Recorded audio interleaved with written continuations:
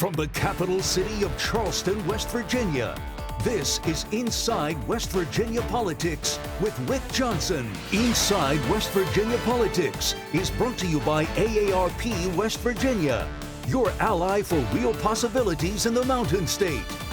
Now, Inside West Virginia Politics. Hello and welcome to Inside West Virginia Politics. I'm Rick Johnson. Our first guest is a delegate in the West Virginia Legislature, and she represents Kanawha County, and we welcome Delegate Kayla Young. Hello and welcome to Inside West Virginia Politics. Hi, it's good to be back. Thanks for having me. Hey, thanks for being here. And tell us about, you are from which district in Kanawha County? So it's 56th district. It's in Kanawha County. It takes forever to explain. It's a lot of South Hills, South Charleston, Little St. Albans, kind of a snake that flies through there. So, and this is your third term? I'm in my third term, yeah. First elected in 2020 in the middle of the pandemic, and it's been a wild ride since then. I just finished up my 5th session, so heading into my 6th. Has it gone by fast? Some days, yes. Some days, no. Session goes by very quickly because it's a very short 60 days. This summer's been pretty quiet with state politics, but it's gone by pretty quickly. And you're a Democrat, amongst a sea of Republicans. Yep, blue dot. What is that situation like? How do you get some things done in that situation? It's tough. It's very tough. It's especially tough in a hyper-partisan world where things just seem to be getting more and more violent or mean, or, you know, the algorithm on social media rewards you for not being friendly, and so we really try to be as nice as we can in the chamber and try to be nice to people and get things done. I really try to focus on issues that matter to my constituents, not the big hot button stuff that the national news are talking about, just really things that my folks need and get done, and just try to be an adult and get my job done. What would be one of those issues near and dear to your heart? Yeah, so I can think of two. The first one is childcare. It is totally nonpartisan. The other one's nuclear energy. You would think those have nothing to do with each other, but they actually fill two very needed voids in West Virginia. We have a lot of childcare that is needed that we don't have capacity for, and the same with energy. We're an energy state. We need to keep producing energy in West Virginia to power this nation, and so those are two of my favorite things to work on.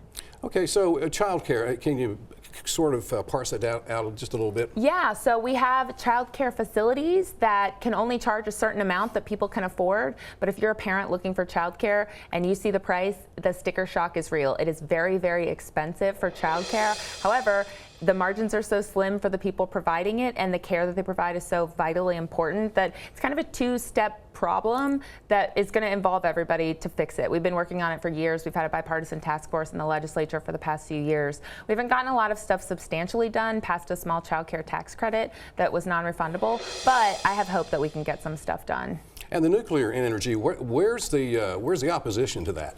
Yeah, so in West Virginia, the opposition was actually the coal industry for decades. We had a ban on nuclear energy. That was one of the first things I did in the House, was repeal the ban on energy. I worked with the Senate president at the time to repeal that ban so we can allow nuclear energy here, because we're going to need so much more energy to power this new economy that we have, to power all the AI and all the data centers. We're going to need so much more energy, and so nuclear can be a really big, clean resource.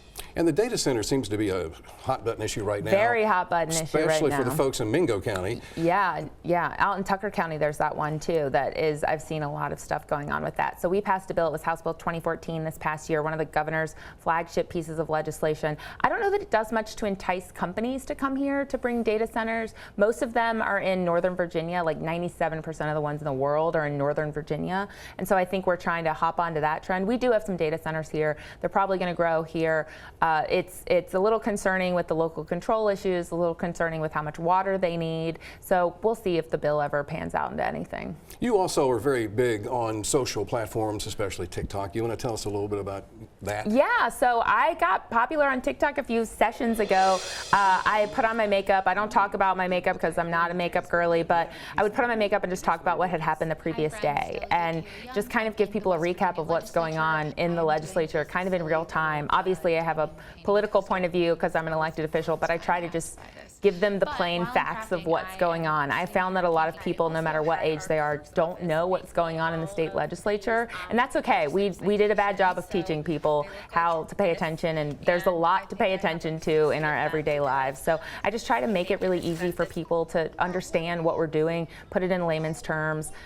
answer questions when I can, try to quell concerns, talk about different issues that people have. I get a lot of questions about national politics. I try to not get too into that because I want to stick with state legislature stuff. In the final 15 seconds, could you tell us just briefly about the tour, the kitchen table tour? Yeah, so the West Virginia House Democrats, we're going on tour this fall. It's going to be 10 dates across the state, September, October, November, where we're going to come and listen to constituents. Anybody who wants to come, we just want to hear from them what they need.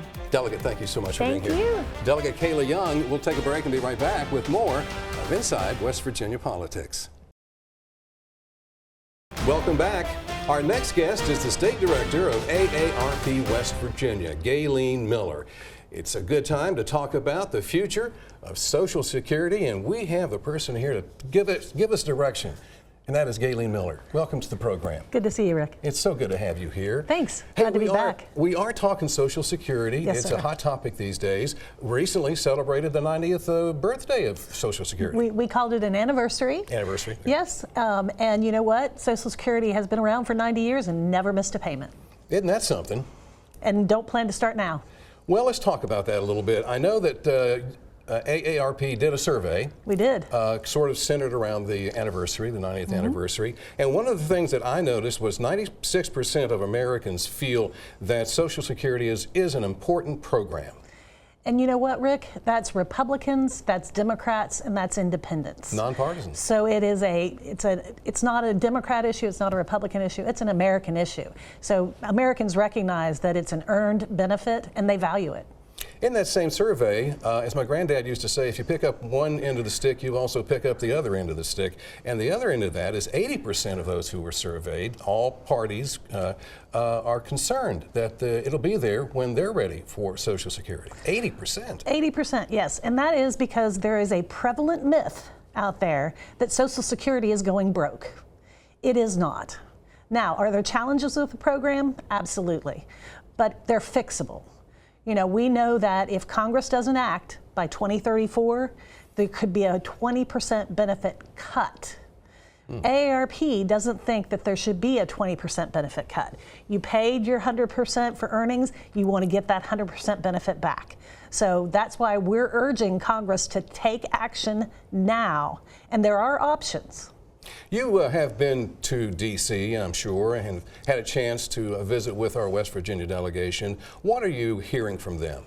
So I was pleasantly surprised, Rick, that in all of the conversations we had with our folks from the Senate, the U.S. Senate, and the United States Congress, so that's Senator Capito, Senator Justice, Congressman Moore, and Congresswoman Miller, they brought it up to us before we brought it up to them. So they recognize that that's a priority issue for AARP, and they talked about wanting to know more about what they could do. And so we had a chat about what those options are. We don't endorse any particular option, but there are certainly ways that they can address the shortfall. Also in this survey, it did narrow down to the state of West Virginia as well. Survey shows that more than 1 in 4 West Virginians, that's nearly 500,000 people, get Social Security payments. They receive the Social Security that they've earned. That's right. And keep saying that because that's very important. And also, how important is that to the overall economy of the state of West Virginia? It has a huge impact, Rick. You would be surprised. I think many of our viewers would be surprised to learn that Social Security, the economic impact is $9.5 billion with a B dollars annually that goes into the West Virginia economy. That's payments for groceries and electric bills and gasoline and prescription drugs and all those vital services and benefits that West Virginians pay for through their Social Security. So what is it that we can do, we being those who are viewing, us, anybody in the state of West Virginia, what is it we can do to be more involved in the process? Because there's also data that shows a lot of people don't even know when their full retirement age is. Right. So it's maybe something we don't keep our eyes and ears on as we should. But now, how do we get involved? So I think awareness is a key. So that's one of the reasons that we celebrated the anniversary, 90 years of Social Security. We're also, again, urging folks to contact their members of Congress. We have a pledge that folks can sign that says, hey, we earned this money. Take action to make sure it's there for for us, for our kids, and for our grandkids. So they can go to our website, which is aarp.org/West Virginia, or aarp.org/We Earned It. And they can sign the pledge there, and it will go to our congressional representatives. I think you have to put in your zip code, and that way you know that it's either going to Congresswoman Miller, Congressman Moore. But then both Senator Justice and Senator Capito will get that correspondence as well. And finally, give us the website for AARP West Virginia if we want to learn more about the survey and other things. Sure, it's aarp.org/WV. And thank you so much for being a partner on Inside West Virginia Politics. Proud to partner with you. Happy to have you aboard, that's for sure. Thank you, sir. Gayleen Miller, I'm Rick Johnson. We'll take a quick break. We'll be right back with more of Inside West Virginia Politics. Welcome back. Our next guest is the president of the West Virginia Drug Intervention Institute. I'm very pleased to welcome Dr. Susan Murphy to Inside West Virginia Politics. Thank you. Welcome. Thank you very much. Hey, how about if we start with maybe the sort of the mission statement of the Institute? Sure. So the Institute actually started 6.5 years ago, and our mission initially was to reduce overdose deaths in the state of West Virginia. And about 18 months ago, we expanded that to include Appalachia and the United States. So we're located here in Charleston, West Virginia, but we've started to have a little bit of a national footprint out there. So wow. How does that mean? So you're everywhere now in the United States? We are. That is amazing. Well, congratulations. Thank you. But that keeps you kind of busy, doesn't it? Oh, absolutely. Lots of travel. Lots of travel. We'll try to get you out here on time today, that's for sure. Okay, so tell us a little bit about what you have in front of you there. That is very interesting. What's it called? So this is the One Box, and it is designed to put naloxone in proximity of anywhere an overdose might occur, which we know is anywhere. So we have 21,000 of these throughout the United States. We've had reports of 350 lives saved, and it is pretty much like an AED. It goes next to an AED or a fire extinguisher, or we have some bars and restaurants, for example, that put them behind the bar, or college campuses that put them behind the desk in a residence hall. But it's designed to hold 2 doses of intranasal naloxone. It's got your PPE, your gloves, your wipes, and also a CPR barrier mask. And then if an overdose is suspected, the person can go right to the box, pull down the tab, and there's an automatic video that plays telling the person what to do in case of an overdose, not just administering the drug, but responding. We also have it available in Spanish. And then there is a longer form training mode, and that mode is 6.5 minutes, and that's designed to onboard employees. So for example, if you're going to hang this in a campus residence hall and you want to onboard all of your residents' life staff, you have them watch that video before you install it. Amazing. Amazing. Well, again, congratulations for the expansion. Thank you. Thank you. Also bringing things back closer to home, I know that coming up, and this is a part of this, is what's called Campus Surge. What is that all about? So we actually started with the One Box wanting to get naloxone on all the college campuses in West Virginia. And college presidents here very much wanted a training aid before they were to put that public facing. And so the One Box was the solution to that. And West Virginia is the only state that has them in every single college campus. And so that's public, private, 2-year, 4-year. So getting this on college campuses was really instrumental to me. I have a background in higher ed. I spent 25 years in higher education. And so once we started that project in West Virginia, people from across the country started to call us and wanted it to do it in other places. Nashville has it in their honky tonks, and North Dakota has them all over their state. So does North Carolina. But this is a Campus Surge event that is sponsored by a national organization called Mobilize. And so we thought, how perfect. We have these on so many college campuses throughout the country.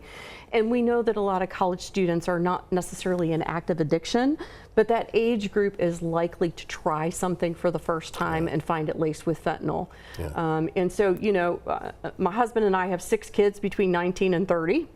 And there's not one of them that can't tell you a story about someone they've lost or that has been impacted. And so this is a huge issue on college campuses, and we need to be prepared.